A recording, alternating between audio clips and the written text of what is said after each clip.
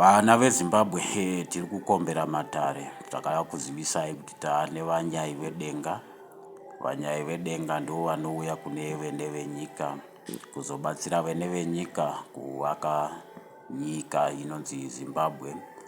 Though Zimbabwe inenge yavandudzwa tabvisa maborders, tinenge takutaura ze7 member states.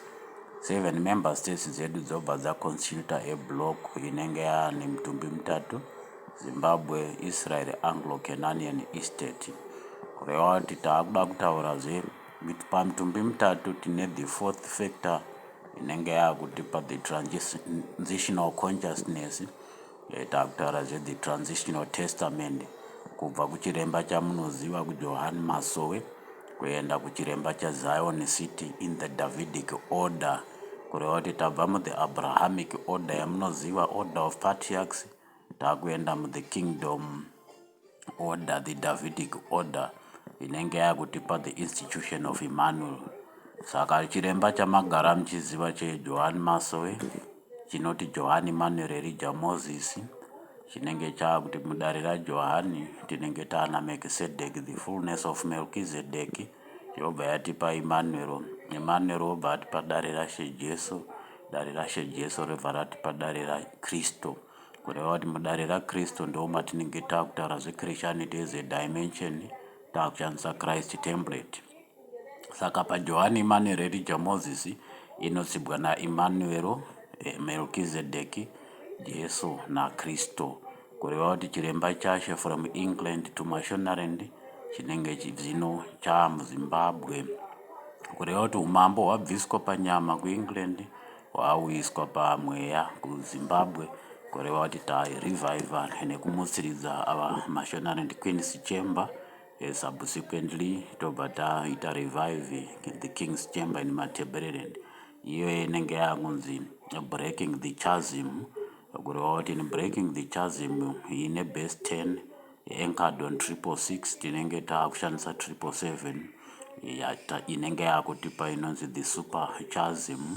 Super chasm from 777, super chasm inobva yauya ne888 inenge yakunzi 88.8 plus 90%.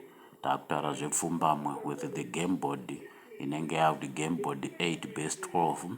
Tabva kugame board 10 in end game 2030 vision 2030 is a great reset, but is going to crumble nokuti the institution of a liar yakaloka base 10 ndokubva yaburutsa the best 12 matrix yatinenge takuti 777 actual resets with 666 getting a redemption pathway get 2, which is optional. Kune vari kushandisa 666 technology vane wapo wavo mukana wekuti vazofollow the redemption path with gate 1 remaining open for those vacharamba havo kutendeuka, but they are going to be doomed because once mapfuura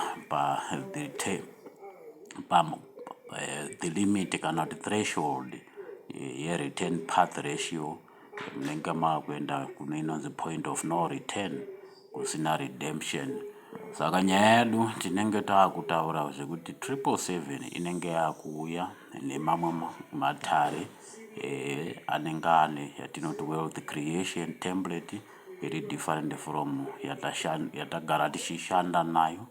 The finance concept inonga yakureplaced nefinance concept inonga yakuuya nedimension inenge ichitibatsira muwealth creation matrix with the next level civilization technology inenge yakushanda neactual yatinoti divine actual science. Kureva kuti publicity yedu tajaira social media, tinenge taane inonzi financial media ine different algorithms anenge akushanda ne777 technology yedu yatataura. Kureva kuti by October 2026 muchatanga kuona machanges. Kureva kuti tinenge tapedza basa redu the Aaronic transitional testament. Kureva kuti tabvisa matare kubva muda kuchiremba Johani Emmanuel Elijah Moses taenda muchiremba Melchizedek Emmanuel Jesu Kristo kureva kuti the Emmanuel dimension inenge yakutipinza the Christ consciousness Christian dimension patinenge taanana vana Kebra na Gast Media algorithms patinenge taakutaura the activation inenge yakunzi activation yemaparameters anenge asetwa after Metatronic decoding of color codes ema-national flags edu as ma-narratives anenge akutipa narrative inenge yakutibatsira ku-understand Zimbabwe Israel Anglo social contract of Canadian estate. Canadian estate yatakataura kuti ine 7 member states of mwene Mutapa Triumvirate Kingdom kureva kuti tinenge taakuti mparamende premiership yedu inenge yema-triumvirates, senate presidium yedu yema-triumvirates, then the Sanhedrin in parliament growership from leadership to rulership. Rulership inotipa 9 wana mwene Mutapa, then 7 wana munhu Mutapa kureva kuti tinenge taa kuramba tichikuudzai zvakaita as we go along, but I understand you now know that kuti taakurarama tiri the institution of Metatrons kureva kuti vanota reset maparameters from Old Testament to New Testament. We must feel New Testament kuti yatowepo mu-New Testament ndomatinobva tawana the institution of Christianity as a dimension inotinongedzera eternity kwatinopinda through angelic puritans watinoti ma-Metatrons.